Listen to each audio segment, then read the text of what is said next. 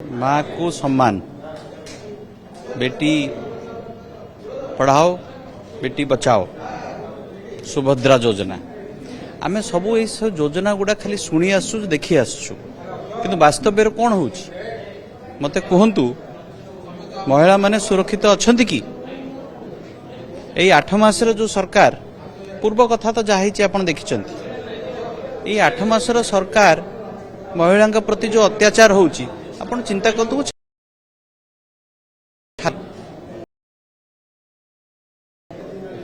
जदि सरकार काम है डर भय जदि न रहिबो आईन प्रति जदि लॉ एंड ऑर्डर को जदि से न मानिबे ये सरकार चलिबो केमती। महिला 50% पॉपुलेशन है महिला तक सुरक्षित रखिबो किए कहार काम सेटा तो सेतिपई कांग्रेस केबे चुप हेकि बसिबो नाही।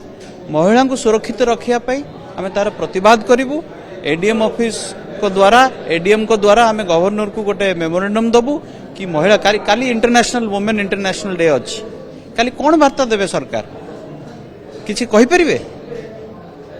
सो आमर से कांग्रेस प्रति पीसीसी सभापति निर्देश रे आमे 10 तारिख दिन ये कार्यक्रम हम एडीएम ऑफिस को सामने आमे प्रतिवाद करिवु एवं गवर्नर को तांको द्वारा गोटे मेमोरेंडम दबु महिला को सुरक्षित रखिया।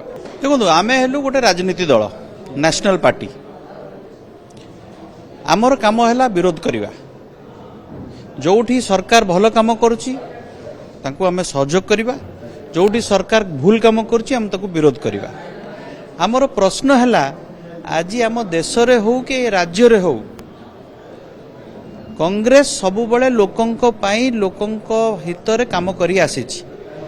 आज एई महिला को नहीं की जो आमर जो प्रसंग अच्छी आज सुरक्षा को नहीं की आपण निजे चिंता करते आपण तो गणमाध्यम लोक आपण प्रतिदिन गोटे एफआईआर फाइल होची प्रति पुलिस स्टेशन रे महिला प्रति।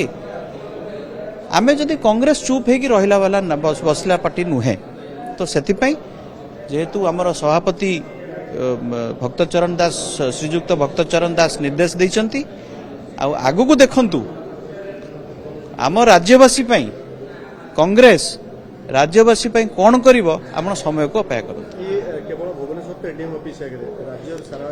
सारा राज्य सारा आंदोलन सबु कलेक्टर ऑफिस सामने प्रतिवाद हब कलेक्टर द्वारा मेमोरेंडम गवर्नर को दियाजिबो।